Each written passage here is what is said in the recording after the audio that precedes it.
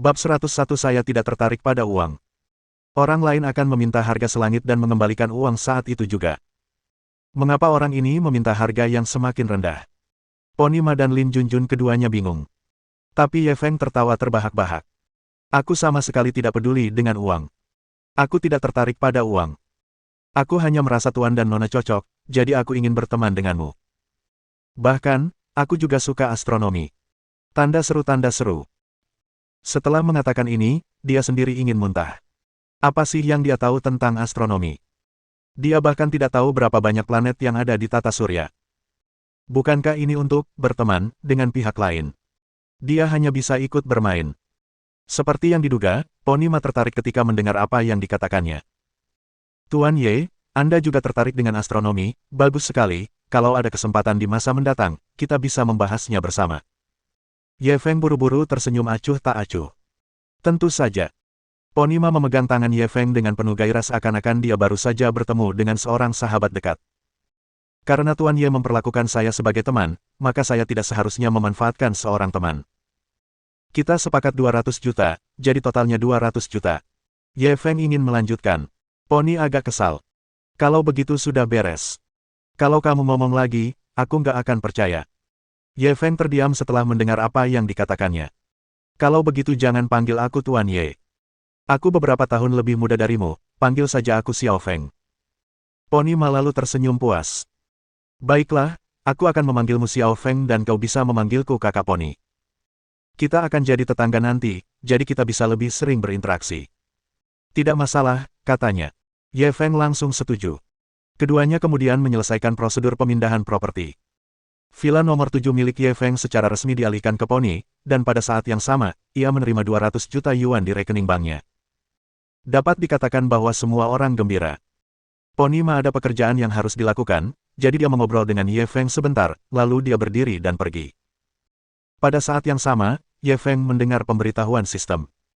Navigasi takdir telah berakhir, selamat kepada tuan rumah karena telah menyelesaikan misi takdir, sistem telah menghadiahkan Hotel Bintang 5 Tianhe, senilai 1 miliar. Mendengar pemberitahuan sistem, Ye Feng tak dapat menahan diri untuk tidak mendesah. Dia tidak menyangka Pony Ma ini akan menjadi bintang keberuntungannya. Dia tidak hanya membeli vilanya dengan harga 2 kali lipat dari harga pasar, tetapi dia juga membeli villa itu darinya. Dia bahkan memberinya Hotel Bintang 5. Dia hanyalah bintang keberuntungan dalam hidupnya. Aku nggak ngangka bisa ketemu Pony Ma dan ngobrol sebanyak itu sama dia. Aku bisa banggain ini seumur hidupku. Pony Ma sudah pergi beberapa lama, tetapi Lin Junjun masih shock. Ye Feng memelototinya. Jangan lupa, aku tuan tanahmu. Kalau kau membantu orang luar lagi, jangan salahkan aku karena bersikap kasar. Setelah selesai berbicara, dia menggelengkan kepalanya dan berbalik untuk pergi. Tepat saat Ye Feng kembali ke vilanya dan hendak membaca. Tiba-tiba muncul notifikasi di WeChat. Dia telah ditambahkan ke kelompok sementara oleh teman sekelasnya di sekolah menengah atas.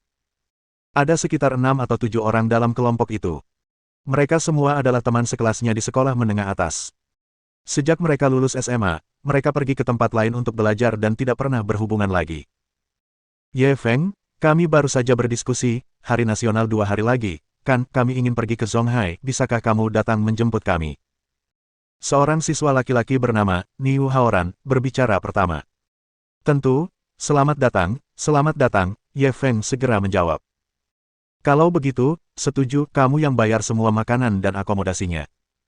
Niu Haoran mengirim pesan lagi seolah-olah dia bukan orang luar. Kali ini, sebelum Ye Feng sempat menjawab, seorang gadis bernama Meng Sue tiba-tiba menyela. Niu Haoran, kamu tahu betul situasi keluarga Ye Feng, bagaimana kamu bisa bilang begitu? Meng Sue adalah gadis cantik di sekolah menengah mereka. Niu Haoran telah mengejarnya selama 3 tahun penuh, tetapi dia tidak berhasil. Setelah sang dewi berbicara, dia segera mengubah nadanya. Aku cuma bercanda, semua orang di kelas kita tahu kalau keluarga Ye Feng tidak berada, bagaimana mungkin aku membiarkannya membayar? Ye Feng tersenyum. Tidak apa-apa, aku masih mampu membeli uang sebanyak ini. Niu Haoran langsung mengirimkan pesan suara, Ye Feng, jangan pura-pura kaya. Kondisi kami lebih baik darimu, jadi kami jelas tidak bisa memintamu membayar. Kali ini, aku yang akan mengurus makanan dan akomodasi, jadi kita sepakat. Terima kasih, Haoran, kamu sudah membantu kami menghemat banyak uang. Keluarga Haoran punya pabrik bir, dia generasi kedua yang kaya, uang sebanyak ini tidak ada apa-apanya baginya. Kita juga harus berterima kasih kepada Meng Sue, Haoran mengundang kita karena dia. Jadi ternyata niat si pemabuk bukan pada anggurnya. Kamu peduli dengan wanita cantik. Tepat saat semua orang bercanda, Meng Sue tiba-tiba mengirim pesan suara. Kalau kalian terus bercanda seperti itu, aku nggak akan pergi. Mereka tahu kalau dia sebenarnya sedikit marah. Nada bicaranya sangat tegas. Beberapa orang yang tadinya bercanda, semuanya menarik kembali kata-katanya. Setelah sekian lama, Niu Haoran mengirim pesan lagi, "Oke, aku tidak bercanda lagi. Sampai jumpa besok di Zonghai." Lalu kelompok itu terdiam. Ye Feng meninggalkan obrolan grup dan hendak melempar ponselnya ke samping. Pada saat ini, dia tiba-tiba menerima pesan pribadi dari Meng Sue. "Ye Feng, apakah kamu di sana?" "Ya," Ye Feng segera menjawab. Sebelum dia sempat bertanya apa yang diinginkan pihak lain, dia menerima angpau merah dari Meng Sue. "Apa maksudmu?" Ye Feng tertegun sejenak, tetapi dia tidak membukanya. "Kita akan ke Zonghai 2 hari lagi, kamu harus mengeluarkan banyak uang. Aku tahu kamu dari keluarga miskin, tapi kamu bisa pakai uang ini dulu." Meng Sue memberi balasan segera setelahnya. "Betapapun miskinnya aku tidak akan menghabiskan uang wanita." Ye Feng langsung menolak. Kamu masih sangat keras kepala." Meng Sue sedikit tidak senang. "Apa salahnya sedikit keras kepala, menurutku itu bagus." Setelah Ye Feng menjawab, dia melempar ponselnya ke samping. Sekalipun dia tahu pihak lain bersikap baik, dia membenci kebaikan yang bersifat amal seperti itu. Dia bukan seorang pengemis. Mengapa dia membutuhkan belas kasihan orang lain? Bab 102 Hotel apa yang Anda pesan? Tanggal 1 Oktober Bandara Zonghai. Beberapa pemuda dan pemudi berpakaian modis berjalan keluar dari lorong itu. Penampilan mereka yang cantik langsung menarik perhatian banyak orang, terutama gadis yang tengah berjalan di tengah kerumunan. Dia mengenakan kacamata hitam di hidungnya, dan rambut panjangnya berkibar tertiup angin. Tanda seru. Dia mengenakan gaun putih panjang. Mereka merasa seperti dia mengambang. Banyak orang yang mengira dia adalah seorang bintang besar. "Meng Sue, kamu terlalu cantik. Kamu membuat kami terlihat seperti pengawalmu." Niu Haoran, yang mengikutinya dari belakang, mengeluh. Akan tetapi, semua orang tahu bahwa dia sedang mencoba mengambil hati orang lain dengan menyamar. Meng Sue menarik koper merah mudanya yang kecil dan melangkah maju dengan cepat. "Kalau begitu, kau bisa menjauh dariku. Dengan begitu, orang lain tidak akan salah paham." Niu Haoran langsung menjilati wajahnya dan berkata, "Aku suka menjadi pengawalmu. Asal kau tidak keberatan, aku bersedia melindungimu seumur hidupku." Wajah cantik Meng Sue langsung berubah dingin. "Kalau kamu terus ngomong kayak gitu, aku bakal langsung pulang." Niu Haoran segera mengakui kekalahannya. Oke. Aku janji tidak akan mengulanginya lagi." Yang lainnya menutup mulut dan tertawa. Latar belakang keluarga Niu Haoran sangat baik, dan dia selalu sombong dan tidak patuh. Dia hanya akan memasang ekspresi menjilat seperti itu saat bersama Meng Sue. Sekelompok orang itu segera berjalan keluar dari bandara. Niu Haoran melihat sekeliling. "Di mana Ye Feng? Bukankah kita sudah menyuruhnya menjemput kita? Apa dia yang membangunkan kita?" Meng Sue memelototinya dengan kesal. "Apa kau pikir semua orang sepertimu, mengingkari janji?" Niu Haoran langsung mengeluh, "Kapan aku mengingkari janjiku? Ambil contoh kali ini. Aku bilang aku akan membayar makanan dan akomodasi semua orang. Bukankah aku sudah menepati janjiku?" Beberapa teman sekelasnya mengangguk setuju. "Haoran sudah membuat reservasi tadi malam." "Ya, ku dengar dia memesan hotel bintang 3. Harganya lebih dari 1.000 yuan per malam." "Sial, dia Taipan. Biasanya, kalau aku ke hotel sama pacarku, aku cuma mau bayar 200 yuan per malam." Petik 2. Mendengar sanjungan semua orang, Niu Haoran langsung tertawa bangga. "Bagaimana menurutmu? Mata publik memang tajam. Aku sangat baik kepada teman-temanku." Meng Sue memalingkan kepalanya ke samping dan tidak mau diganggu olehnya lagi. Semua orang menunggu beberapa saat, tetapi Ye Feng masih belum terlihat. "Apakah kalian pikir Ye Feng takut menghabiskan uang, jadi dia tidak berani datang?" "Enggak mungkin. Kita cuma bilang aja." "Apa kamu yakin dia bakal bayar?" "Benar. Kita semua tahu kondisi keuangan keluarganya sedang tidak baik. Kita jelas tidak bisa membiarkannya menghabiskan uang. Lalu apakah kita masih menunggu? Jika dia tidak datang, bukankah penantian kita akan sia-sia?" Kerumunan itu berbisik satu sama lain. Niu Haoran tersenyum percaya diri. Jangan khawatir. Aku sudah tahu dia tidak bisa diandalkan, jadi aku sudah menelepon perusahaan rental mobil sebelumnya. Mereka pasti akan segera mengirimkan mobilnya. Semua orang mengacungkan jempol dan memujinya atas pandangan jauh ke depannya. Sekilas kekecewaan terpancar di mata Meng Sue. Benarkah seperti yang mereka katakan, bahwa Ye Feng tidak berani datang karena takut menghabiskan uang? Pada saat itu, sebuah mobil super Likan yang berpenampilan keren tengah melaju kencang ke arah mereka. Seluruh bandara gempar. Mereka hanya pernah melihat mobil super mewah semacam ini di film-film sebelumnya. Dampak visual semacam ini sama sekali tidak sebanding dengan sebuah film. Pekik. Ban mobil sport itu berdecit saat menghantam jalan. Kemudian, berhenti di depan Niu Haoran dan yang lainnya. Haoran, apakah ini mobil yang kamu sewa?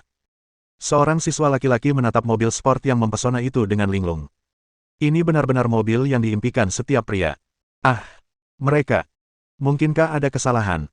Aku ingat aku menyewa buik. Niu Haoran juga bingung. Dia tidak mampu menyewa mobil semahal itu. Pada saat ini, atap mobil sport itu tiba-tiba terbuka. Suara mesin yang dilipat itu cukup untuk membuat darah siapapun mendidih. Namun, sebelum Niu Haoran dan yang lainnya dapat menghargai keindahan industri itu, mereka segera melihat orang yang duduk di kursi pengemudi. Kamu Feng. Mata Niu Haoran melebar karena tidak percaya. Yang lainnya juga tercengang. Kita tidak bisa menyalahkan mereka karena terkejut. Saat mereka lulus SMA setahun lalu, Ye Feng masih seorang anak miskin. Bahkan pakaian yang dikenakannya saat itu pun, dibelinya saat ia masih duduk di bangku SMP. Orang hanya bisa membayangkan betapa miskinnya keluarganya saat itu. Oleh karena itu, mereka tidak dapat membandingkan pria di depan mereka yang mengendarai mobil mewah dengan bocah miskin itu. Ekspresi Ye Feng sangat tenang. Ia hanya tersenyum meminta maaf kepada mereka. Saya baru saja pergi untuk menyelesaikan beberapa hal dan butuh waktu, maaf. Dalam perjalanannya ke sini, dia pergi ke Hotel Tianhe untuk menyelesaikan prosedur serah terima. Sekarang, dia memiliki aset lain di tangannya. Meng Sue adalah orang pertama yang tersadar. Ye Feng, apakah mobil ini milikmu? Ye Feng hendak menjawab. Namun, Niu Haoran berbicara lebih dulu. Kita baru setahun tidak bertemu Ye Feng. Bagaimana mungkin dia bisa membeli mobil sport? Dia pasti menyewanya dari tempat penyewaan mobil, kan? Apa perlu mengadakan pertunjukan seperti itu hanya untuk bertemu teman-teman lama? Yang lainnya semua merasa bahwa dia benar, dan mereka mulai mengkritik Ye Feng. Ye Feng, kamu pasti menghabiskan banyak uang untuk menyewa mobil ini, kan? Apa yang tidak bisa kamu lakukan dengan uang ini? Benar, siapa yang tidak kenal siapa? Bahkan jika kamu naik sepeda di sini, apa kamu pikir kami bisa meremehkanmu? Cepat kembalikan mobilnya. Kalau kamu menabraknya, kamu tidak akan mampu membayarnya meskipun kamu bekerja seumur hidup. Ye Feng mendengarkan pengingat baik mereka dan tidak menjelaskan lebih lanjut. Baiklah, kita sudahi saja pembicaraannya. Kita ke hotel dulu. Aku sudah pesan kamar. Namun, Niu Haoran tidak menyukainya. Aku sudah reservasi. Ini hotel bintang 3. Seharusnya lebih baik dari hotelmu, kan? Cepat dan check out dari kamar yang sudah kamu pesan. Ye Feng mengangguk pelan, lalu menatap Meng Sue. Meng Sue, bagaimana denganmu? Meng Sue ragu sejenak. Kurasa aku akan mengikuti saja rencanamu. Ye Feng segera mendorong pintu mobil. Masuk, aku akan mengantarmu ke sana. Meng Sue segera duduk di kursi penumpang mobil super itu. Banyak gadis yang lewat merasa iri. Ye Feng tidak mengatakan apa-apa. Dia menyalakan mobil. Ketika Niu Haoran melihat Meng Sue pergi bersamanya, dia buru-buru berteriak, hotel mana yang kamu pesan? Hotel Tianhe. Suara itu datang dari jauh. Bab 102 hotel apa yang Anda pesan? Tanggal 1 Oktober Bandara Zonghai. Beberapa pemuda dan pemudi berpakaian modis berjalan keluar dari lorong itu. Penampilan mereka yang cantik langsung menarik perhatian banyak orang, terutama gadis yang tengah berjalan di tengah kerumunan. Dia mengenakan kacamata hitam di hidungnya, dan rambut panjangnya berkibar tertiup angin. Tanda seru, tanda seru. Dia mengenakan gaun putih panjang. Mereka merasa seperti dia mengambang. Banyak orang yang mengira dia adalah seorang bintang besar. Meng Sue, kamu terlalu cantik. Kamu membuat kami terlihat seperti pengawalmu. Niu Haoran, yang mengikutinya dari belakang, mengeluh. Akan tetapi, semua orang tahu bahwa dia sedang mencoba mengambil hati orang lain dengan menyamar. Meng Sue menarik koper merah mudanya yang kecil dan melangkah maju dengan cepat. Kalau begitu, kau bisa menjauh dariku. Dengan begitu, orang lain tidak akan salah paham. Niu Haoran langsung menjilati wajahnya dan berkata, aku suka menjadi pengawalmu. Asal kau tidak keberatan, aku bersedia melindungimu seumur hidupku. Wajah cantik Meng Sue langsung berubah dingin. Kalau kamu terus ngomong kayak gitu, aku bakal langsung pulang. Niu Haoran segera mengakui kekalahannya. Oke, oke. Aku janji tidak akan mengulanginya lagi. Yang lainnya menutup mulut dan tertawa. Latar belakang keluarga Niu Haoran sangat baik, dan dia selalu sombong dan tidak patuh. Dia hanya akan memasang ekspresi menjilat seperti itu saat bersama Meng Sue. Sekelompok orang itu segera berjalan keluar dari bandara. Niu Haoran melihat sekeliling. Di mana Ye Feng? Bukankah kita sudah menyuruhnya menjemput kita? Apa dia yang membangunkan kita? Meng Sue memelototinya dengan kesal. Apa kau pikir semua orang sepertimu, mengingkari janji? Niu Haoran langsung mengeluh, kapan aku mengingkari janjiku? Ambil contoh kali ini. Aku bilang aku akan membayar makanan dan akomodasi semua orang. Bukankah aku sudah menepati janjiku? Beberapa teman sekelasnya mengangguk setuju. Haoran sudah membuat reservasi tadi malam. Ya, ku dengar dia memesan hotel bintang 3. Harganya lebih dari 1.000 yuan per malam. Sial, dia Taipan. Biasanya, kalau aku ke hotel sama pacarku, aku cuma mau bayar 200 yuan per malam. Petik 2. Mendengar sanjungan semua orang, Niu Haoran langsung tertawa bangga. Bagaimana menurutmu? Mata publik memang tajam. Aku sangat baik kepada teman-temanku. Meng Sue memalingkan kepalanya ke samping dan tidak mau diganggu olehnya lagi. Semua orang menunggu beberapa saat, tetapi Ye Feng masih belum terlihat. Apakah kalian pikir Ye Feng takut menghabiskan uang, jadi dia tidak berani datang? Enggak mungkin. Kita cuma bilang aja. Apa kamu yakin dia bakal bayar? Benar. Kita semua tahu kondisi keuangan keluarganya sedang tidak baik. Kita jelas tidak bisa membiarkannya menghabiskan uang. Lalu apakah kita masih menunggu? Jika dia tidak datang, bukankah penantian kita akan sia-sia? Kerumunan itu berbisik satu sama lain. Niu Haoran tersenyum percaya diri. Jangan khawatir. Aku sudah tahu dia tidak bisa diandalkan, jadi aku sudah menelepon perusahaan rental mobil sebelumnya. Mereka pasti akan segera mengirimkan mobilnya. Semua orang mengacungkan jempol dan memujinya atas pandangan jauh ke depannya. Sekilas kekecewaan terpancar di mata Meng Sue. Benarkah seperti yang mereka katakan, bahwa Ye Feng tidak berani datang karena takut menghabiskan uang? Pada saat itu, sebuah mobil super likan yang berpenampilan keren tengah melaju kencang ke arah mereka. Seluruh bandara gempar. Mereka hanya pernah melihat mobil super mewah semacam ini di film-film sebelumnya. Dampak visual semacam ini sama sekali tidak sebanding dengan sebuah film. Pekik. Ban mobil sport itu berdecit saat menghantam jalan. Kemudian, berhenti di depan Niu Haoran dan yang lainnya. Haoran, apakah ini mobil yang kamu sewa?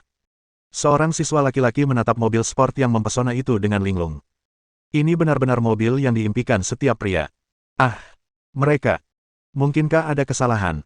Aku ingat aku menyewa buik. Niu Haoran juga bingung. Dia tidak mampu menyewa mobil semahal itu. Pada saat ini, atap mobil sport itu tiba-tiba terbuka. Suara mesin yang dilipat itu cukup untuk membuat darah siapapun mendidih. Namun, sebelum Niu Haoran dan yang lainnya dapat menghargai keindahan industri itu, mereka segera melihat orang yang duduk di kursi pengemudi. Kamu Feng. Mata Niu Haoran melebar karena tidak percaya. Yang lainnya juga tercengang. Kita tidak bisa menyalahkan mereka karena terkejut. Saat mereka lulus SMA setahun lalu, Ye Feng masih seorang anak miskin. Bahkan pakaian yang dikenakannya saat itu pun, dibelinya saat ia masih duduk di bangku SMP. Orang hanya bisa membayangkan betapa miskinnya keluarganya saat itu. Oleh karena itu, mereka tidak dapat membandingkan pria di depan mereka yang mengendarai mobil mewah dengan bocah miskin itu. Ekspresi Ye Feng sangat tenang. Ia hanya tersenyum meminta maaf kepada mereka. Saya baru saja pergi untuk menyelesaikan beberapa hal dan butuh waktu, maaf. Dalam perjalanannya ke sini, dia pergi ke Hotel Tianhe untuk menyelesaikan prosedur serah terima. Sekarang, dia memiliki aset lain di tangannya. Meng Sue adalah orang pertama yang tersadar. Ye Feng, apakah mobil ini milikmu? Ye Feng hendak menjawab. Namun, Niu Haoran berbicara lebih dulu. Kita baru setahun tidak bertemu Ye Feng. Bagaimana mungkin dia bisa membeli mobil sport? Dia pasti menyewanya dari tempat penyewaan mobil, kan? Apa perlu mengadakan pertunjukan seperti itu hanya untuk bertemu teman-teman lama? Yang lainnya semua merasa bahwa dia benar, dan mereka mulai mengkritik Ye Feng. Ye Feng, kamu pasti menghabiskan banyak uang untuk menyewa mobil ini, kan? Apa yang tidak bisa kamu lakukan dengan uang ini? Benar, siapa yang tidak kenal siapa? Bahkan jika kamu naik sepeda di sini, apa kamu pikir kami bisa meremehkanmu? Cepat kembalikan mobilnya. Kalau kamu menabraknya, kamu tidak akan mampu membayarnya meskipun kamu bekerja seumur hidup. Ye Feng mendengarkan pengingat baik mereka dan tidak menjelaskan lebih lanjut. Baiklah, kita sudahi saja pembicaraannya. Kita ke hotel dulu. Aku sudah pesan kamar. Namun, Niu Haoran tidak menyukainya. Aku sudah reservasi. Ini hotel bintang 3. Seharusnya lebih baik dari hotelmu, kan?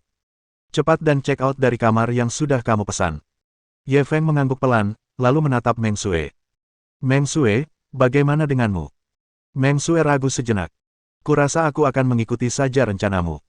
Ye Feng segera mendorong pintu mobil. Masuk, aku akan mengantarmu ke sana. Meng Sue segera duduk di kursi penumpang mobil super itu. Banyak gadis yang lewat merasa iri. Ye Feng tidak mengatakan apa-apa. Dia menyalakan mobil. Ketika Niu Haoran melihat Meng Sue pergi bersamanya, dia buru-buru berteriak, "Hotel mana yang kamu pesan?" Hotel Tianhe. Suara itu datang dari jauh. Bab 103 orang ini berbakat. Ketika Meng Sue tiba di tujuannya dengan mobil super Likan milik Ye Feng, dia benar-benar tercengang. Dia melihat sebuah bangunan megah menjulang dari tanah. Seluruh bangunan dibangun dengan gaya barok yang memancarkan kesan kebangsawanan. Tanda seru. Ada tanda neon besar tergantung di pintu masuk. Hotel Tianhe.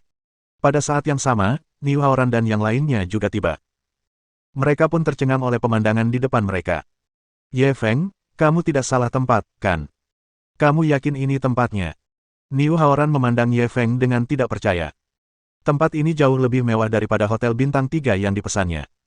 Mungkin biayanya setidaknya beberapa ribu per malam, bukan? Jumlah mereka ada 7, 3 perempuan dan 4 laki-laki. Dia setidaknya harus memesan 3 kamar, kan? Itu setidaknya 10.000 yuan semalam. Selain itu, mereka berencana untuk tinggal di Zonghai selama beberapa hari. Dalam beberapa hari itu, harga kamarnya saja mencapai puluhan ribu. Ini bukanlah sesuatu yang mampu dibeli oleh orang biasa. Ye Feng tidak menjawabnya langsung. Ia malah bertanya, apakah kamu suka tempat ini? Semua orang mengangguk setuju. Apakah kamu bercanda? Siapa yang tidak menyukai hotel bintang 5? Ye Feng tersenyum tipis. Karena kalian semua suka, kalian bisa menginap di sini. Ayo kita pesan kamar suite presidensial selama seminggu. Puff. Niu Haoran hampir muntah darah. Ia mengira 2 atau 3 orang yang berbagi kamar sudah sangat boros. Dia tidak menyangka Ye Feng akan memesan kamar untuk mereka masing-masing. Terlebih lagi, semuanya adalah kamar presidensial. Dia cepat-cepat menghitung dengan jarinya. Kita asumsikan saja 10.000 yuan per malam. Jika 7 orang tinggal selama seminggu, biayanya sekitar 500.000 yuan. Ye Feng, meskipun kamu punya uang, kamu tidak bisa begitu boros.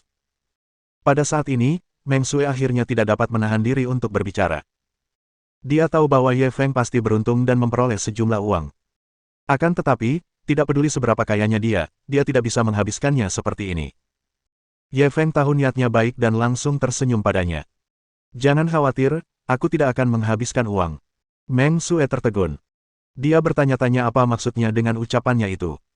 Apa maksudnya dengan tidak mengeluarkan uang? Tepat saat dia merasa bingung, dia melihat seorang pria berjas hitam berjalan cepat. Tuan Ye, saya sudah menyiapkan kamarnya untuk Anda. Saya sendiri yang memilihnya. Saya jamin Anda akan puas. Ye Feng mengangguk puas, terima kasih atas kerja kerasmu, Manajer Tan. Manajer Tan buru-buru mengangguk dan membungkuk. Tuan Ye, Anda terlalu sopan. Merupakan suatu kehormatan bagi saya untuk dapat melayani Anda secara pribadi. Bagaimana mungkin Anda mengatakan bahwa itu sulit bagi saya? Ye Feng tersenyum tipis. Bawa teman-temanku makan dulu. Manajer Tan tidak berani menunda dan buru-buru membawa mereka ke hotel. Niu Haoran dan yang lainnya saling memandang. Mereka dapat melihat keterkejutan di mata masing-masing. Seorang manajer hotel bintang 5 benar-benar datang untuk menyambut Ye Feng secara pribadi. Dan dia bahkan mengangguk dan membungkuk padanya. Siapa identitas Ye Feng? Mengapa rasanya setelah setahun tidak bertemu, dia tampak menjadi orang yang berbeda? Mereka hampir tidak dapat mengenalinya. Rombongan segera dibawa ke restoran Hotel Tianhe. Restoran itu telah menyiapkan hidangan mewah untuk mereka. Itu semua adalah hidangan terbaik di restoran dan memenuhi seluruh meja. Niu Haoran telah melihat dunia. Ia memperkirakan hidangan di atas meja itu bernilai setidaknya puluhan ribu yuan. Dia bahkan lebih terkejut pada Ye Feng. Apakah orang ini memenangkan lotre? Kalau tidak, bagaimana dia bisa menjadi begitu kaya dalam waktu sesingkat itu? Itu sungguh tidak manusiawi. Makanan ini membuat beberapa orang berseru puas. Sudah selesai makan semuanya. Kalau begitu, aku akan mengantar kalian ke kamar masing-masing. Pada saat ini, manajer Tan segera menghampiri dan dengan hormat menanyakan pendapat mereka. Tentu saja, Meng Sue dan yang lainnya tahu bahwa manajer Tan melakukan ini demi Ye Feng. Kalau tidak, mengapa seorang manajer hotel bintang 5 ada di sini untuk melayani mereka? Ye Feng melihat semua orang hampir selesai makan, dia menganggukkan kepalanya. Manajer Tan bergegas memimpin jalan. Kerumunan orang mengikutinya. Ketika mereka menemukan kamar mereka masing-masing, mereka terkejut lagi. Kemewahan hotel ini jauh melampaui imajinasi mereka. Tidak hanya ruangannya yang sangat luas, tetapi dekorasinya juga sangat indah. Setiap detailnya unik dan asli. Selain itu, warna dan dekorasi setiap ruangan dibedakan secara khusus sesuai dengan karakter setiap orang. Kamar Meng Sue berwarna putih yang elegan. Niu Haoran lebih berpikiran maju. Yang lainnya juga berbeda. Hal ini membuat mereka merasa makin tidak percaya. Manajer Tan melihat bahwa mereka sangat puas dengan kamar-kamar tersebut dan langsung berkata, hal ini sudah diinstruksikan oleh Tuan Ye sebelumnya. Terlihat jelas bahwa beliau sangat menghargai persahabatan kalian. Ketika Meng Sue dan yang lainnya mendengar ini, mereka semua menunjukkan ekspresi terima kasih kepada Ye Feng. Ye Feng, di sisi lain, memandang manajer Tan dengan kagum. Dia tidak memberitahu mereka untuk melakukan ini sebelumnya. Dia hanya meminta pihak lain untuk memesan 7 kamar terlebih dahulu dan menjelaskan secara singkat situasi beberapa orang. Dia tidak menyangka pihak lain akan begitu perhatian dan bahkan memberikan semua pujian kepadanya. Dia harus mengakui bahwa orang ini berbakat. Melihat semua orang sudah tenang, ia berkata lagi, sudah malam. Semuanya, istirahatlah lebih awal. Aku akan menjemput kalian besok pagi. Tidak ada seorang pun yang berkeberatan. Mereka semua berdiri dan mengantar Ye Feng keluar pintu. Ye Feng, tunggu sebentar. Pada saat ini, Meng Sue tiba-tiba menghentikan Ye Feng, lalu berlari kembali ke kamarnya dan mencari sebentar. Tak lama kemudian, dia keluar dengan sebuah kotak yang dibungkus dengan indah. Kamu sudah menghabiskan banyak uang hari ini. Ini hadiahku untukmu. Terimalah. Ye Feng tidak banyak berpikir, dan langsung mengambilnya. Apa itu? Meng Sue tersipu. Ayahku pergi ke negara Hao untuk perjalanan bisnis beberapa waktu lalu. Aku memintanya untuk membawa dasi dalam perjalanan pulang. Semoga kamu menyukainya. Ye Feng membuka kotak itu dan melihat dasi biru yang indah di dalamnya. Terima kasih, aku sangat menyukainya. Saat berkata demikian, dia tidak lupa menunjukkannya ke lehernya sebelum berbalik menatap Niu Haoran dan yang lainnya. Kalian semua juga punya satu. Apa saja warnanya? Lalu, dia melihat anak laki-laki itu tersenyum canggung. Wajah Niu Haoran muram. Bab 104 Bibi, aku tidak ingin berjuang lagi. Jelaslah bahwa Meng Sue tidak memberi mereka hadiah apapun. Ye Feng tak kuasa menahan senyum canggung. Baiklah, kalian istirahatlah lebih awal. Aku pergi dulu. Setelah selesai berbicara, dia mengambil dasi biru dan segera pergi. Niu Haoran sama sekali tidak menyembunyikan amarah di wajahnya. Ia menatap Meng Sue. Kau tidak meminta ayahmu untuk membawakan satu lagi. Meng Sue mengerutkan bibirnya dengan ekspresi acuh tak acuh. Ayahku bilang kopernya terlalu berat, jadi dia hanya bisa membawa satu. Wajah Niu Haoran berkedut gila. Apakah barang bawaannya kelebihan berat? Seberapa berat sebuah dasi? Dia bahkan tidak repot-repot membuat alasan. Dia hanya mengabaikannya begitu saja. Yang lain melihat suasana agak canggung dan buru-buru berbicara untuk menghidupkan suasana. Menurutmu kenapa Ye Feng berubah drastis? Aku hampir tidak mengenalinya. Aku tahu, kan? Baru setahun sejak terakhir kali kita bertemu. Bagaimana dia bisa sekaya ini? Kalian pikir dia anak haram dari kepala keluarga kaya raya. Dan sekarang dia mewarisi harta keluarga senilai 10 miliar yuan. Kamu terlalu banyak baca novel. Anak haram. Kenapa kamu tidak bilang saja dia bertransmigrasi dan bereinkarnasi? Sulit untuk mengatakannya. Kalau tidak, bagaimana kau menjelaskan bagaimana dia menjadi kaya dalam semalam? Mungkin dia sugar baby. Wanita kaya zaman sekarang suka pria muda dan tampan seperti dia. Kurasa itu mungkin. Aduh, aku iri sekali. Kenapa aku tidak bisa bertemu wanita kaya? Benar sekali. Bibi, aku tidak mau bekerja keras lagi. Semua orang mulai menggoda Ye Feng. Meng Sue, yang mendengarkan dari samping, semakin mengerutkan kening. Bisakah kalian berhenti bicara omong kosong? Ye Feng bukan orang seperti itu. Semua orang langsung menutup mulut mereka. Pada saat yang sama, mereka memandang Niu Haoran dengan simpati. Tampaknya saudari Meng ini benar-benar menyukai Ye Feng.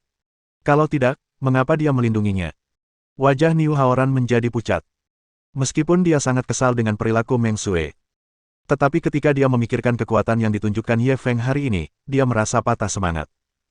Jika Ye Feng benar-benar ingin merebut Meng Sue darinya, dia mungkin bukan tandingan Ye Feng. Lagi pula, baik dari segi penampilan maupun pengendalian diri, pihak lain tidak kalah darinya. Dan kekuatan ekonomi yang selama ini dibanggakannya kini telah dihancurkan begitu saja oleh pihak lain.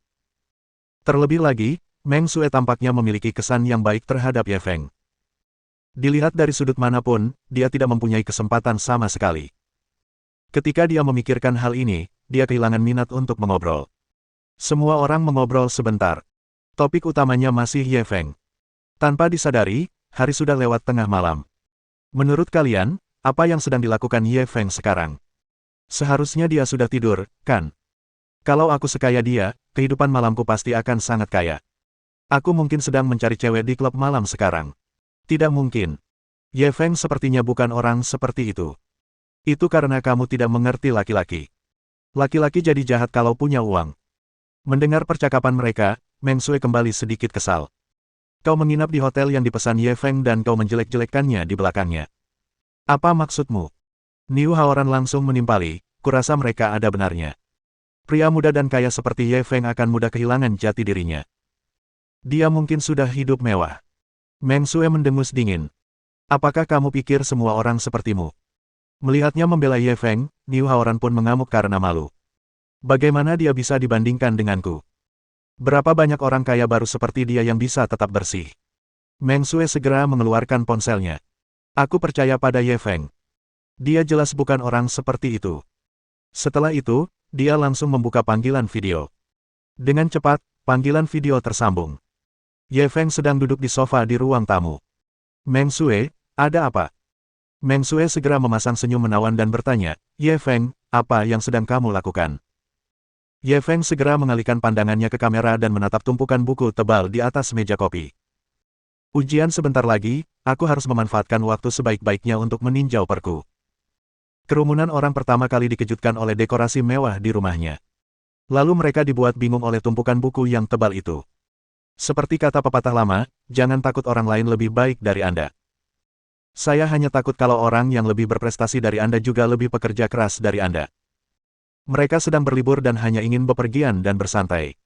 Ye Feng sudah sangat kaya, tapi dia masih belajar dengan giat. Lucu sekali mereka baru saja berasumsi bahwa pihak lain telah pergi ke klub malam. Dibandingkan dengan pihak lain, mereka terlalu malu untuk memperlihatkan wajah mereka. Kamu juga harus istirahat lebih awal. Jangan begadang. Selamat malam. Meng Sue mengobrol dengan Ye Feng sebentar sebelum menutup telepon. Lalu, ia mendongak ke arah kerumunan. Nah, kalian sudah tidak punya apa-apa untuk dikatakan, kan? Sekarang kalian tahu apa artinya mengukur hati seorang pria sejati dengan hati seorang penjahat, kan? Semua orang menundukkan kepala karena linglung. Niu Haoran sudah putus asa. Dia ingin menghancurkan citra Ye Feng di hati Meng Sue. Siapa sangka secara tidak langsung hal itu akan membantu Ye Feng menciptakan karakter yang sempurna. Sepertinya tidak ada harapan antara dia dan Meng Sue. Villa dengan pemandangan Danau Zongtian. Ye Feng menatap tumpukan buku tebal itu dengan ekspresi getir. Apakah menurut Anda dia ingin belajar? Masalahnya adalah kepala sekolah Hu baru saja meneleponnya. Ia berkata jika ia gagal dalam salah satu mata pelajaran dalam ujian ini, ia akan dilucuti kebebasan bergeraknya. Dia tidak punya pilihan lain. Dia hanya bisa berusaha sekuat tenaga untuk menebus pelajaran yang telah terlewatkan selama kurun waktu ini. Namun, saat dia melihatnya, pikirannya mulai melayang lagi. Ngomong-ngomong, Meng Sue tampak lebih cantik dari sebelumnya. Dia juga memiliki selera yang lebih dewasa. Memikirkan hal ini, dia mengeluarkan dasi biru yang diberikan wanita itu. Dan dia punya selera yang bagus. Cocok sekali. Bab 105 dia masih remaja seperti sebelumnya. Keesokan harinya, Meng Sue dan yang lainnya bangun sangat pagi. Mereka pergi ke restoran untuk makan dulu, lalu turun untuk menunggu Ye Feng menjemput mereka. Akan tetapi, mereka menunggu hingga lewat pukul 9 dan masih tidak melihatnya. Niu Haoran segera memanfaatkan kesempatan ini dan mengejek. Tanda seru. Orang kaya selalu sok penting. Kita semua di sini, tapi kita harus menunggunya. Meng Sue mengerutkan kening. Dia pasti ada urusan mendesak, kan? Niu Haoran tak kuasa menahan cibiran. Katamu dia ada urusan waktu telat kemarin, dan dia ada urusan hari ini. Dia yang paling banyak urusannya. Kurasa dia cuma meremehkan kita. Meskipun yang lain tidak mengatakan apa-apa, mereka juga tidak terlihat baik-baik saja. Mereka semua mengira Ye Feng meremehkan mereka sekarang karena dia kaya. Dia sengaja bersikap dingin terhadap mereka. Meng Sue masih ingin mengucapkan beberapa kata baik untuk Ye Feng, tetapi dia tidak tahu bagaimana cara mengatakannya. Pada saat ini, mobil bisnis Mercedes-Benz V260L melaju perlahan. Lalu, Ye Feng segera turun dari mobil. Maaf, aku terlambat. Niu Haoran tidak menyembunyikan kemarahan di wajahnya. Ye Feng, apa maksudmu? Kamu selalu terlambat. Kamu sengaja, kan? Ye Feng mengabaikannya, dan dia tersenyum meminta maaf pada Meng Sue. Saya hanya punya 2 mobil sport di rumah, tidak muat banyak orang. Jadi, saya pergi ke bengkel 4S pagi-pagi sekali untuk membeli mobil baru, jadi saya terlambat. Maaf semuanya. Setelah mendengar penjelasannya, semua orang merasa malu. Ternyata Ye Feng pergi membeli mobil pagi-pagi sekali demi kenyamanan perjalanan mereka. Sungguh menggelikan bahwa mereka baru saja salah menuduh pihak lain. Mereka mengira pihak lain memandang rendah mereka karena dia kaya. Baru sekarang mereka sadari bahwa dia masih pemuda yang sama seperti sebelumnya, tanpa sedikit pun perubahan. Dan informasi lain yang diungkapkan oleh kata-kata Ye Feng juga mengejutkan mereka. Mercedes-Benz di depannya bernilai setidaknya 600,000 sampai 700,000 yuan, bukan? Ye Feng sebenarnya membeli mobil untuk menjemput mereka. Seolah-olah dia tidak membeli mobil mewah, melainkan model mainan. Kemewahan semacam ini membuat mereka terperangah kagum. Niu Haoran juga tampak malu. Baru saja, dialah yang memarahi paling kejam dan bahkan mengatakan bahwa Ye Feng adalah orang yang sombong. Pada akhirnya, ternyata dia telah menilai hati seorang pria dengan takaran kehinaannya sendiri. Hal ini membuatnya merasa malu. Ye Feng tidak terlalu peduli. Dia melambaikan tangan kepada semua orang. Baiklah, masuk ke mobil, aku sudah mengatur rute untuk hari ini. Kerumunan itu saling memandang dengan malu dan mengikutinya ke dalam mobil. Meng Sue, di sisi lain, berjalan langsung ke kursi penumpang depan. Begitu dia membuka pintu, dia melihat setumpuk buku tebal di kursi penumpang depan. Kamu benar-benar bersemangat belajar, dia tidak dapat menahan diri untuk tidak menggodanya. Ujian sebentar lagi, dan aku sedang memeriksa perku. Kamu bisa meletakkan buku-buku ini, jawab Ye Feng sambil menyalakan mobil. Meng Sue tidak mendengarkannya, melainkan memegang tumpukan buku di tangannya dan membolak-baliknya dengan santai. Pada saat ini, setumpuk kertas A4 tiba-tiba terjatuh dari buku. Dia mengambil kertas A4 dan hendak memasukkannya ke dalam buku ketika dia tiba-tiba melihat beberapa kata di atasnya. Perjanjian jual beli rumah. Karena penasaran, dia segera membukanya dan membacanya. Lalu, dia tertegun. Pembayaran sebenarnya, 200 juta. Dia begitu terkejut hingga suaranya meninggi beberapa desibel. Hal itu segera menarik perhatian semua orang di dalam mobil. Seorang siswi langsung bertanya, 200 juta berapa? Ye Feng melirik ke belakang sambil mengemudi. Bukan apa-apa, ini hanya kontrak biasa. Setelah dia selesai membaca buku tadi malam, dia mengambil sebuah kontrak dari meja kopi dan melipatnya, lalu menaruhnya di dalam buku seperti penanda buku. Dia tidak menyangka akan mengambil yang sudah ditandatanganinya dengan poni. Mendengar apa yang dikatakannya, Meng Sue berseru lagi dengan keras, kamu menyebut 200 juta sebagai kontrak biasa. Lalu berapa yang disebut kontrak khusus? Pada saat ini, beberapa teman sekelasnya telah mengambil kontrak itu darinya. Ketika mereka melihat jumlah 200 juta yang tertulis pada kontrak, semua orang terkejut tak bisa berkata-kata. Meskipun mereka telah menerima kenyataan bahwa Ye Feng menjadi kaya dalam semalam, menurut dugaan mereka, pihak lain mungkin hanya memiliki aset sekitar 18 juta yuan. Akan tetapi, ketika mereka melihat kontraknya, mereka menyadari bahwa mereka telah lengah. Kekayaan yang dimiliki pihak lain jauh melampaui imajinasi mereka. Saat semua orang masih tenggelam dalam keterkejutan, siswa lain berseru. Orang yang membeli rumah itu adalah Poni. Kuda Poni yang mana? Poni Ma, pendiri PPChat. Dia idola semua pengusaha sekarang. Ah, miliarder termuda di Tiongkok. Mana mungkin? Dia benar-benar membeli rumah Ye Feng. Ya ampun, Ye Feng bahkan kenal Poni Ma. Ini. Bukankah itu agak terlalu mengerikan? Semua orang menatap Ye Feng dengan linglung, seolah-olah mereka sedang melihat alien. Meskipun mereka tidak mau mengakuinya, mereka tahu betul bahwa Ye Feng tidak lagi berada pada level yang sama dengan mereka. Sepanjang hari Ye Feng mengajak mereka bermain. Akan tetapi, dapat dilihat bahwa mereka semua bermain tanpa sadar. Malam harinya, ketika Ye Feng mengantar mereka kembali ke Hotel Tianhe, Meng Sue yang duduk di kursi penumpang depan tiba-tiba berkata, "Ye Feng, kami sudah membicarakannya dan berencana untuk berangkat besok." Ye Feng tertegun. "Kamu baru bermain sehari. Kenapa kamu pergi?" Meng Sue mengerucutkan bibirnya tak berdaya. "Kau jauh lebih hebat dari kami, dan kau masih belajar dengan giat. Apa gunanya kami serakah akan kesenangan?" Niu Haoran juga mengangguk dengan sungguh-sungguh. "Benar. Kita juga harus bekerja keras. Ye Feng, aku akan menggunakan kekuatanku untuk membuktikan bahwa aku tidak lebih buruk darimu." Melihat mereka sudah mengatakannya, Ye Feng tidak mencoba membujuk mereka lagi. "Lalu aku akan menjemputmu besok pagi dan mengantarmu ke bandara. Jangan terlambat lagi kali ini." Hahaha. Bab 106 Identitas terkonfirmasi. Keesokan harinya, setelah melepas Meng Sue dan yang lainnya, Ye Feng terus fokus pada revisinya. Pagi itu, dia sedang membaca di villa. Tiba-tiba, dia menerima telepon dari Tang Yut, manajer Departemen Real Estate Gedung Silver Brilliance. "Tuan Ye, Dongan Securities membayar sewa mereka hari ini. Maukah Anda datang dan menyelesaikannya sendiri?" tanya Tang Yut dengan nada memuja. Tanda seru. "Kenapa aku harus pergi?" Ye Feng bingung. "Wanitamu itu. Bukankah pacarmu bekerja di Dongan Securities?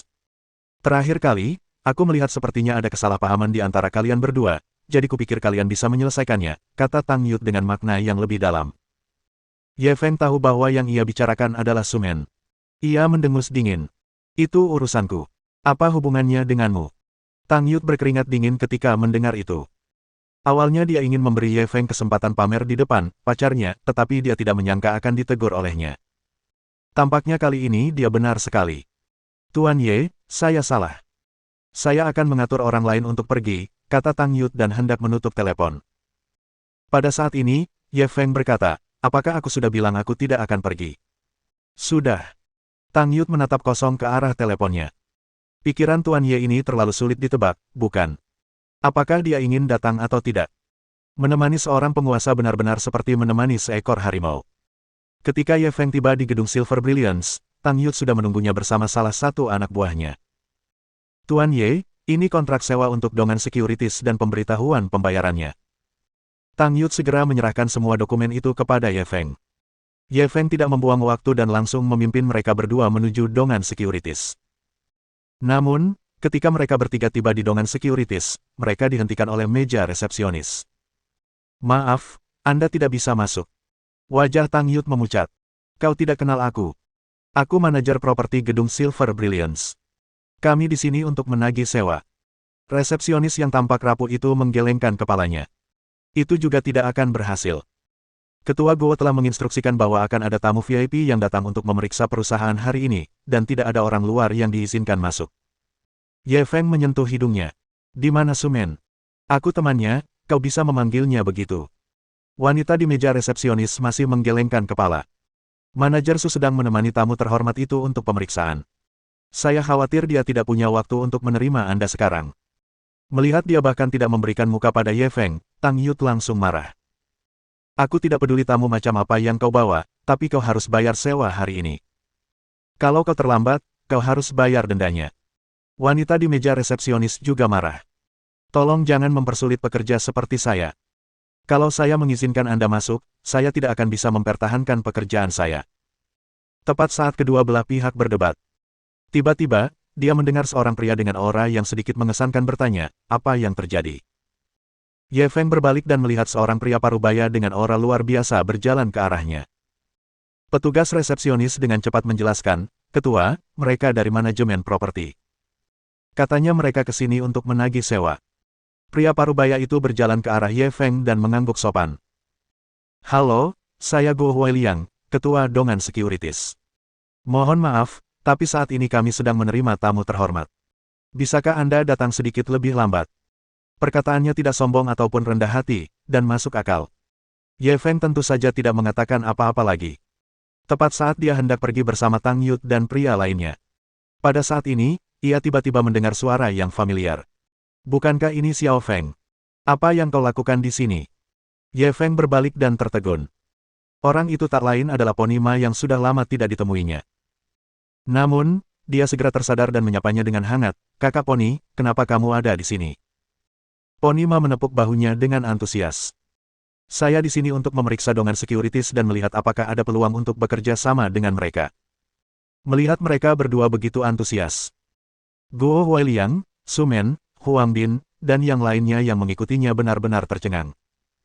Sebelumnya, Pony Ma sangat kuat saat menghadapi mereka.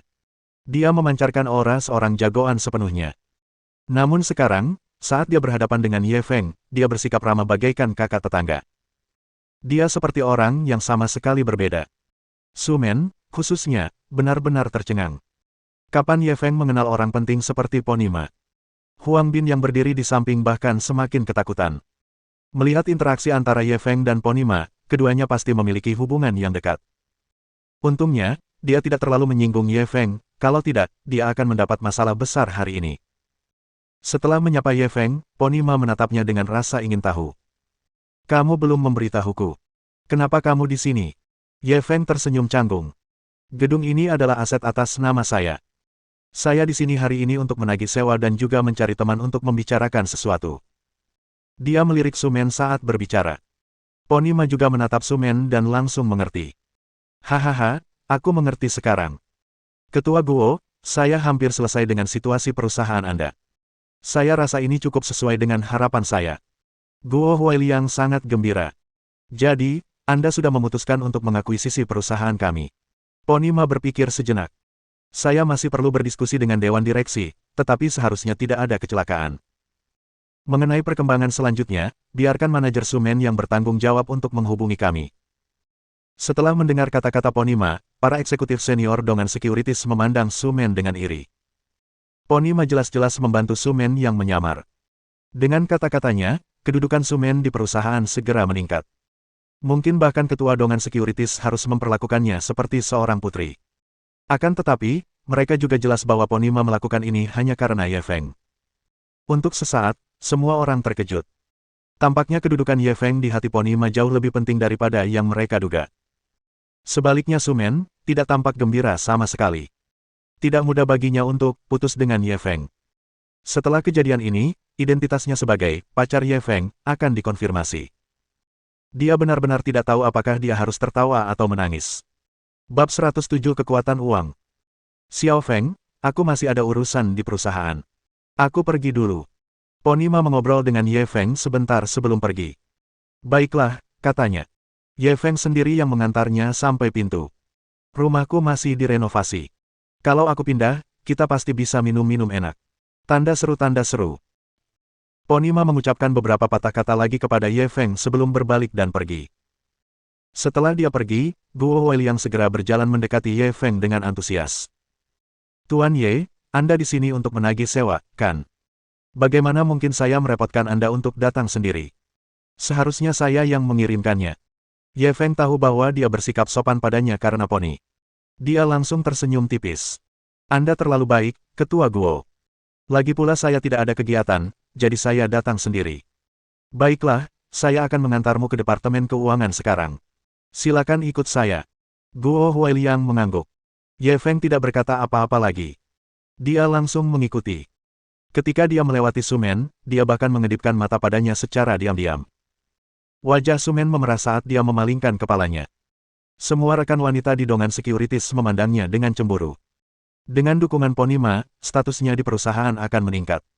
Mungkin bahkan sang ketua, Guo Huailiang, harus mempertimbangkannya. Akan tetapi, mereka tahu betul dalam hati mereka bahwa hal semacam ini tidak boleh membuat orang iri. Siapakah yang memintanya untuk memiliki pacar sebaik itu? Ketika Ye Feng menyelesaikan prosedur dan keluar, Su Men tidak ditemukan dimanapun. Dia bertanya kepada karyawan Dongan Securities, tetapi mereka juga mengatakan tidak tahu.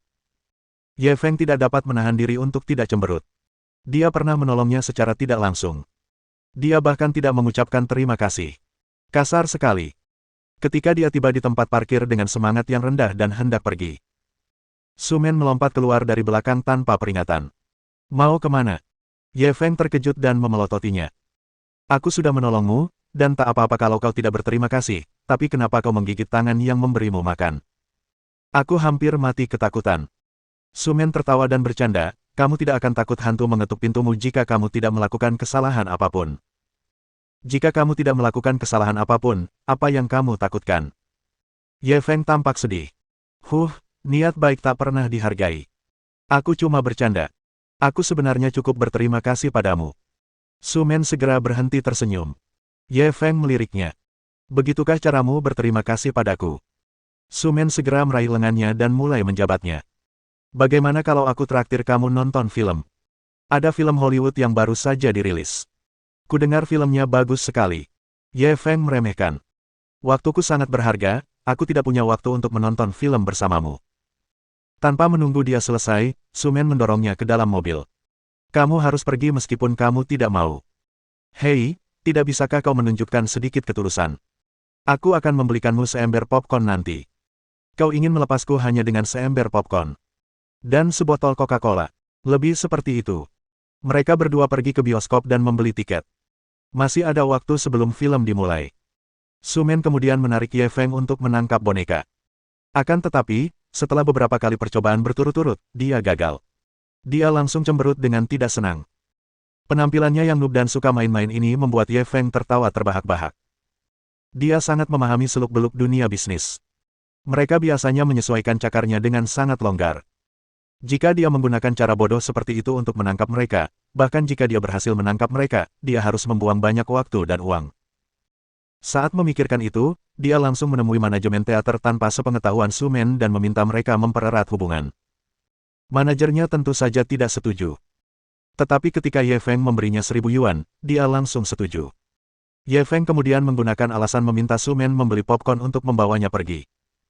Ketika dia kembali, mesinnya sudah disetel. Aku akan membantumu menangkap mereka. Kau bodoh sekali. Ye Feng berjalan ke mesin capit dengan sok. Kau yang bodoh. Jelas mesinnya yang bermasalah. Su Men tidak yakin. Lalu, sebelum dia bisa menyelesaikan kalimatnya, Ye Feng menekan tombol dengan bunyi, Pak. Cakar mekanis itu dengan cepat meraih boneka berbulu dan bergerak mendekat. Kamu menangkapnya, menangkapnya. Su Men melompat kegirangan. Wajah cantiknya merona merah, dan dia tampak sangat imut. Ye Feng mengeluarkan boneka itu dan menyerahkannya padanya. Yang mana yang kamu suka? Aku akan membantumu menangkap lebih banyak. Su Men memegang boneka itu di tangannya dan menunjuk boneka lain di dalam mesin. Aku mau panda itu. Ye Feng tidak berkata apa-apa.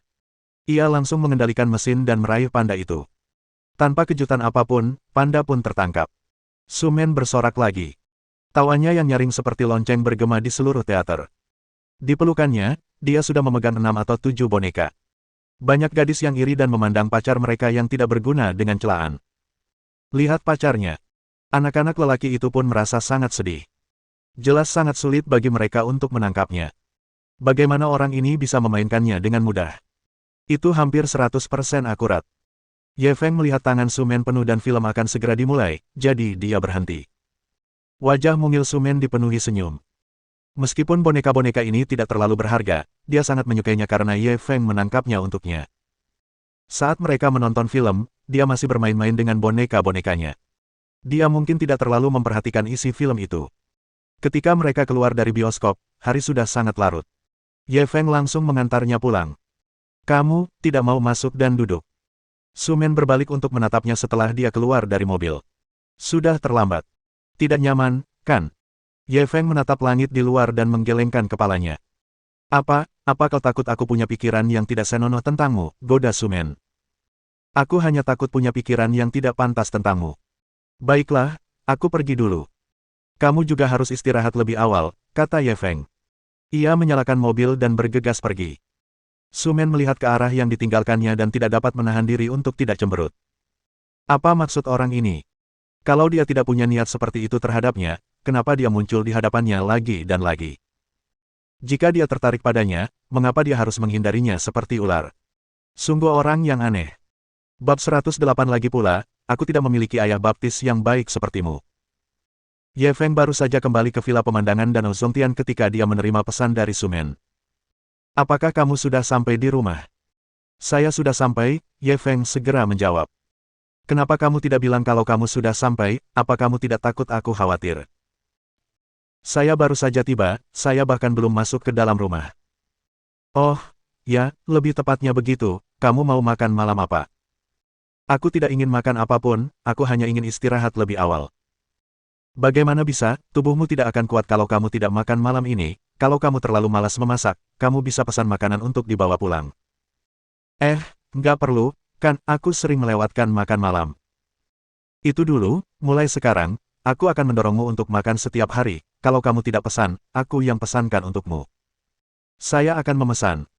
Keduanya mengobrol dengan canggung selama lebih dari setengah jam, sebelum Ye Feng menemukan alasan untuk mematikan teleponnya.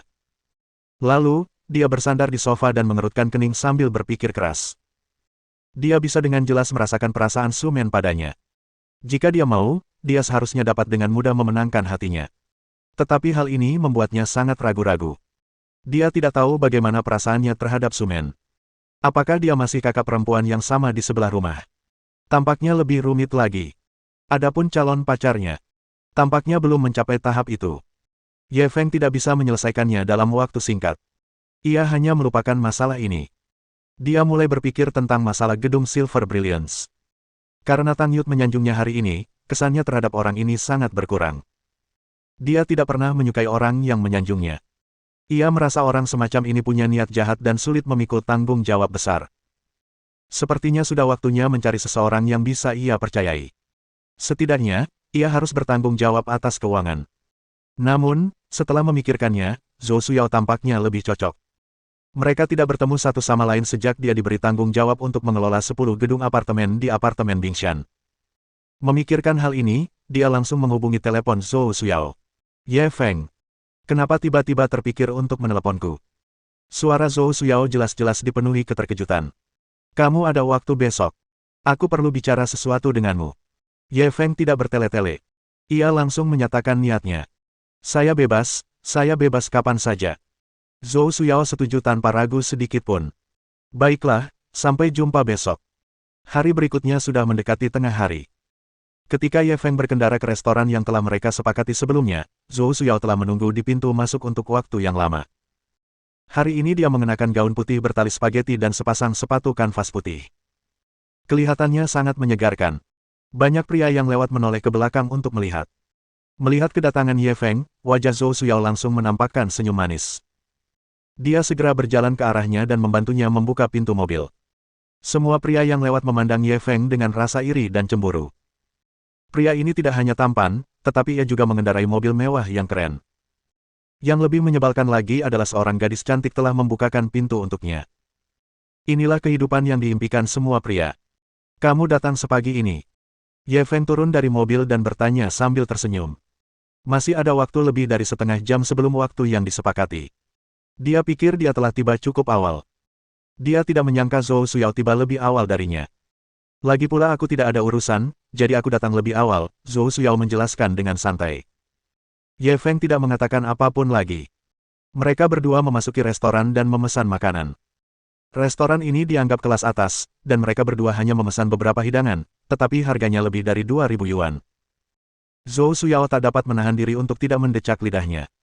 Makan di sini hampir setara dengan setengah bulan gajinya. Jika dia tidak mengikuti Ye Feng, dia tidak akan datang ke tempat seperti ini. Kamu terlihat jauh lebih kurus. Apa kamu terlalu sibuk dengan pekerjaan akhir-akhir ini? Ye Feng meletakkan cangkirnya dan menatapnya dengan khawatir. Sebenarnya, sedikit sibuk itu menyenangkan. Setidaknya aku bisa menjalani hidup yang memuaskan dan menurunkan berat badan. Wajah Zhou Suyao penuh dengan senyum. Meski begitu, kamu tetap perlu tahu cara menyeimbangkan antara bekerja dan istirahat. Ngomong-ngomong, aku sudah mempercayakanmu dengan wewenang penuh di apartemen Binsan. Kalau kamu tidak bisa, kamu bisa mempekerjakan lebih banyak orang. Baik, bos. Zhou Suyao menjulurkan lidahnya, lalu berkata dengan serius, saya baru saja akan melaporkan perkembangan pekerjaan selama periode ini. Lebih dari separuh rumah di apartemen Bingshan telah disewakan.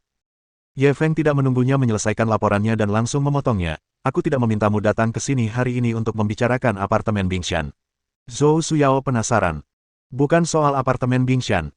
Lalu apa yang harus kita bicarakan? Aku hanya ingin berbicara denganmu. Ye Feng hendak menjelaskan padanya. Saat itu, ia tiba-tiba mendengar suara perempuan yang tak asing. Hei, bukankah ini Suyao? Aku tak percaya bisa bertemu denganmu di tempat seperti ini. Zhou Suyao berbalik. Dia melihat seorang wanita berpakaian indah menggandeng tangan seorang pria gemuk setengah baya saat mereka berjalan memasuki restoran. Ekspresi gembira yang dia tunjukkan saat menghadapi Ye Feng langsung berubah gelap. Wanita itu adalah mantan rekannya, Zhao Meimei. Mereka tidak pernah berhubungan baik. Mengapa aku tidak bisa ada di sini? Jawabnya segera. Aku ingat kamu dulu makan di restoran cepat saji yang rata-rata pengeluarannya kurang dari 20 yuan. Kenapa kamu begitu murah hati hari ini? Zhao Meimei tidak menyembunyikan sarkasme dalam kata-katanya. Zhou Suyao langsung membalas dengan nada sarkastis, betul, karena aku selalu menghabiskan uangku sendiri, jadi tentu saja aku harus menabung sedikit. Lagi pula, aku tidak punya ayah baptis yang baik sepertimu. Sambil berbicara, dia melirik ke arah pria botak setengah baya di sebelah Zhao Meimei. Ekspresi Zhao Meimei berubah jelek saat bagian yang sakitnya disentuh.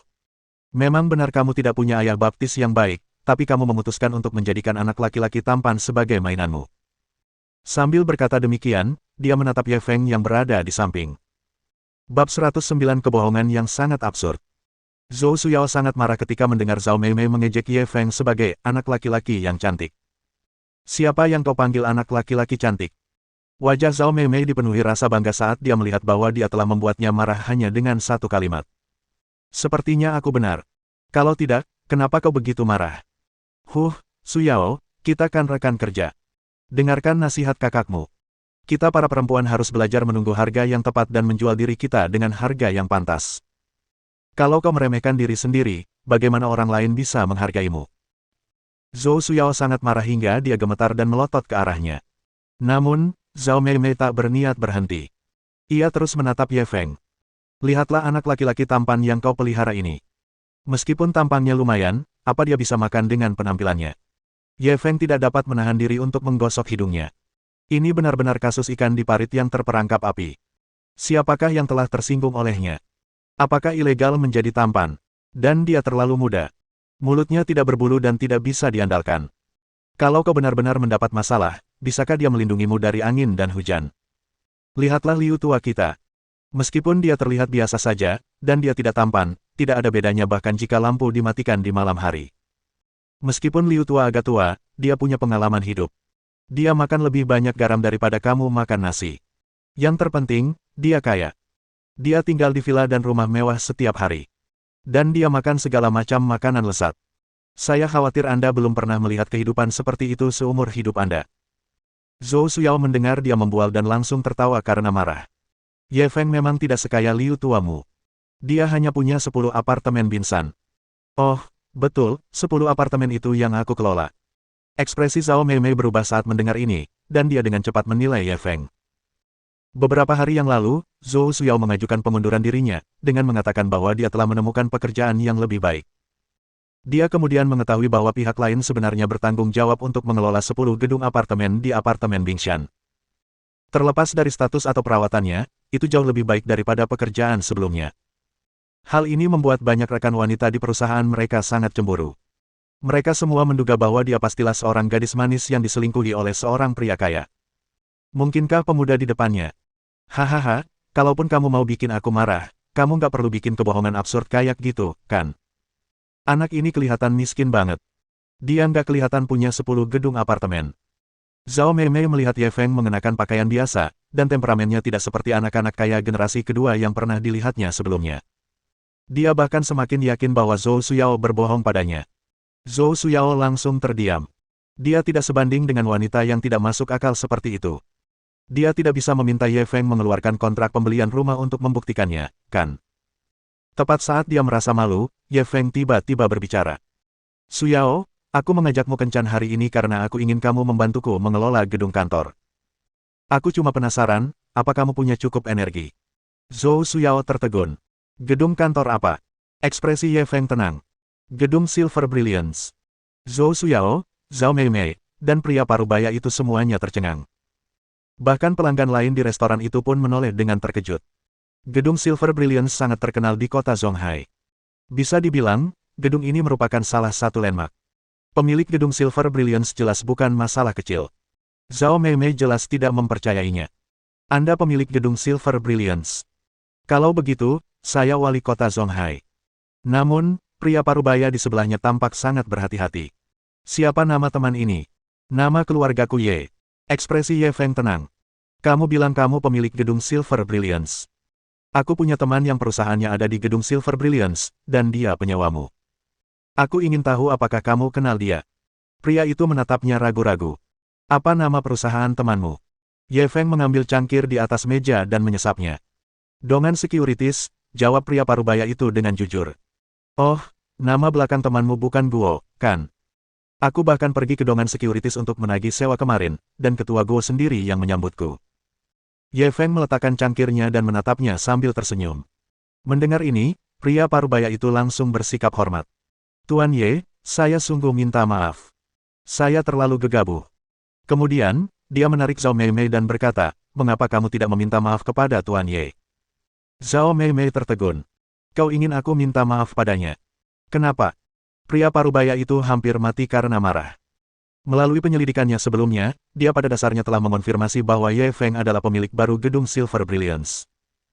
Dia bertemu Guo Huailiang di sebuah pesta makan malam tadi malam. Tentu saja, Guo Huailiang duduk di kursi ketua, sementara dia hanya duduk di kursi kedua. Di tengah perjamuan, pria parubaya itu mendengar Guo Huailiang bercerita tentang kejadian hari itu. Guo Huailiang mengatakan bahwa pemilik baru gedung itu masih sangat muda dan memiliki hubungan dekat dengan Ponima. Jika memang begitu, bisa dibayangkan betapa beratnya beban pemuda di hadapannya ini. Selama pihak lain mengucapkan sepatah kata pun, kemungkinan besar dia tidak akan mampu bertahan hidup di kota Zonghai.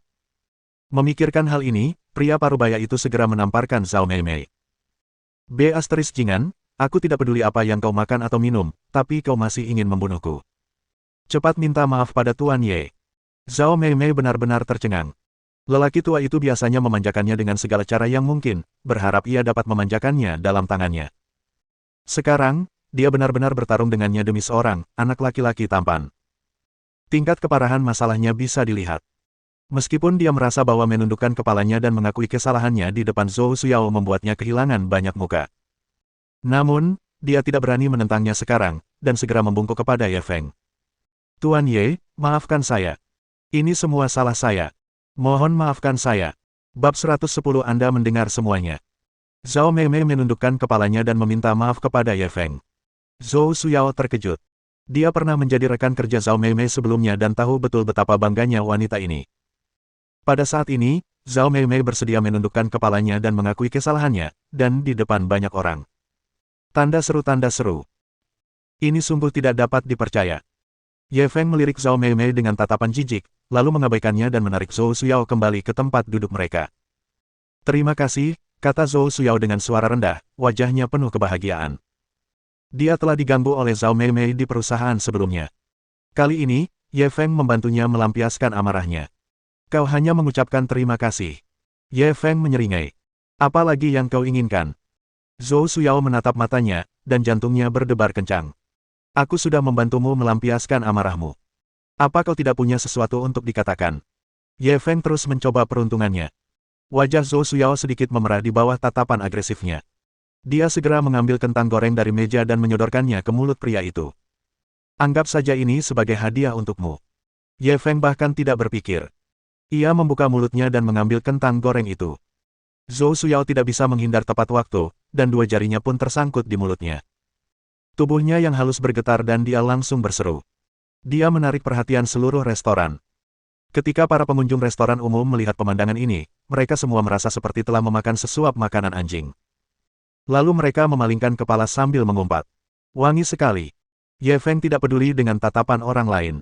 Ia mengecap bibirnya, mengenang masa lalu. Wajah Zhou Suyao sudah merah sampai ke pangkal telinganya, dan dia ingin mencari lubang untuk bersembunyi. Akan tetapi, meskipun dia berkata demikian, dia diam-diam merasa senang. Lagi pula, Ye Feng menggodanya secara terang-terangan, apakah itu berarti dia tertarik padanya? Lalu bagaimana dia harus menanggapinya? Haruskah dia tetap bersikap pendiam? Atau haruskah dia menanggapi dengan antusias? Kelihatannya tidak begitu bagus, kan? Dengan pemikiran yang rumit dan kontradiktif seperti itu, makanan Zhou Suyao menjadi hambar. Setelah makan, Ye Feng pergi untuk melunasi tagihan. Lalu, mereka berdua pergi bersama. Mata Zhao Meimei dipenuhi kecemburuan saat dia melihat mereka berdua pergi. Dia merasa bahwa Zhou Suyao ini hanya dikirim oleh surga untuk menghukumnya. Zhao Meimei dulunya adalah wanita tercantik di perusahaan. Kemudian, ketika Zhou Suyao datang, dia langsung kalah padanya. Kemudian, dia bertemu dengan ayah baptisnya saat ini secara kebetulan dan berpikir bahwa dia akhirnya bisa menekan Zhou Suyao. Tanpa diduga, Zhou Suyao berbalik dan menemukan pacar yang muda, tampan, dan kaya. Dia hanyalah musuh bebuyutannya. Tepat saat Zhao Meimei mengeluh, dia tiba-tiba melihat Ye Feng dan Zhou Suyao berjalan keluar dari restoran dan langsung menuju Ferrari Enzo di tempat parkir. Mata Zhao Meimei hampir keluar dari rongganya saat dia melihat ini. Dia sudah memperhatikan mobil super itu. Tanpa diduga, supercar keren itu milik Ye Feng. Mobil itu dikatakan bernilai sedikitnya 20 juta. Tampaknya kekayaan Ye Feng jauh dari apa yang tampak di permukaan. Zhao Meimei tidak bisa lagi mengendalikan kecemburuannya. Saat ayah baptisnya pergi ke kamar mandi, dia langsung bangkit dan keluar. Ye Feng hendak menyalakan mobil ketika dia tiba-tiba melihat Zhao Meimei berjalan ke arah mereka. Apakah kamu butuh sesuatu? Dia hanya bisa menghentikan tindakannya untuk saat ini. Tuan Ye, bolehkah saya minta informasi kontak Anda? Zhao Meimei sengaja menempelkan dadanya yang kencang ke jendela mobil untuk membentuk sosok yang memikat. Tidak perlu, kan? Ye Feng sama sekali tidak tertarik dengan rayuannya. Dia bahkan tidak memandangnya. Tuan Ye, tidakkah Anda ingin bertukar pikiran lebih dalam dengannya? Ucapan mendalam Zhao Meimei sangat berarti, dan wajar saja jika ada yang berpikiran liar. Aku tidak mau. Ye Feng menolaknya dengan tegas, tanpa memberinya muka sedikit pun. Wajah Zhao Meimei menegang. Namun, dia segera kembali normal dan melirik Zhou Suyao dengan jijik. Aku benar-benar tidak tahu apa yang Tuan Ye lihat darinya. Dia tidak punya bentuk tubuh atau keterampilan. Bagaimana mungkin dia bisa dibandingkan denganku? Selama Tuan Ye bersedia, kita bisa menikmati bunga dan bulan bersama malam ini dan menghabiskan malam yang indah bersama. Aku jamin kau akan puas. Saat berkata demikian, dia tidak lupa melemparkan pandangan genit ke arah Ye Feng. Mendengar kata-katanya yang tak tahu malu, Ye Feng tersenyum tenang. Kamu punya pacar. Apa kamu tidak takut dia mendengar kata-katamu? Zhao Meimei langsung menyunggingkan senyum yang menurutnya menawan. Orang-orang berlomba-lomba meraih prestasi yang lebih tinggi. Orang tua itu tua dan jelek, dan dia tidak mengikuti kata hatiku dalam hal itu. Bagaimana mungkin dia semuda dan setampan Tuan Ye? Ye Feng langsung menunjukkan senyum jahat dan menoleh ke belakangnya. Kau dengar semuanya. Aku penasaran apa yang kau pikirkan. Zhao Meimei tertegun dan segera berbalik. Lalu, dia melihat lelaki setengah baya botak itu berdiri di belakangnya dengan tatapan tajam di matanya. Ayah baptis, aku hanya bercanda. Ketika Zhao Meimei melihat ini, dia begitu ketakutan hingga wajahnya menjadi pucat dan dia bahkan tidak dapat berbicara dengan baik. Akan tetapi, sebelum dia bisa menyelesaikan kalimatnya, pria parubaya itu telah menamparkan wajahnya. Jalang, aku membiarkanmu hidup enak dan membelikanmu rumah mewah, tapi kau pikir aku tua dan jelek. Pria botak setengah baya itu gemetar karena marah, dan berharap dapat mencekiknya sampai mati. Ayah baptis, aku salah. Tolong beri aku kesempatan lagi. Aku tidak akan melakukannya lagi. Zhao Meimei segera berlutut di tanah dan memeluk paha pria itu, tetapi dia ditendang oleh pria itu. Enyahlah. Aku merasa jijik hanya dengan melihatmu. Jangan biarkan aku melihatmu lagi, kata pria parubaya botak itu lalu pergi. Tidak peduli seberapa keras Zhao Meimei berteriak, dia tidak menoleh ke belakang.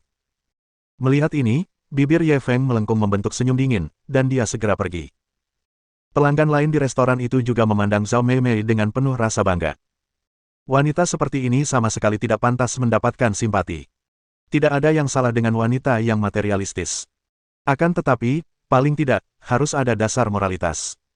Merayu pria lain di belakang pacarnya, adalah sesuatu yang tidak dapat ditoleransi oleh pria manapun. Tak lama kemudian, hanya ratapan Zhao Meimei yang tersisa di jalan. Mohon dukungan dari omom ante-ante sekalian, buat subscribe atau sharekan novel Mimin ke Facebook kalian, agar channel Mimin bisa terus berkembang. Dengan begitu, Mimin bisa lebih semangat untuk up novel seru lain ke depannya. Sekiranya ada kebutuhan buat subback, silakan inbox Mimin atau tuliskan di kolom komentar, Mimin dulukan dengan ucapan terima kasih.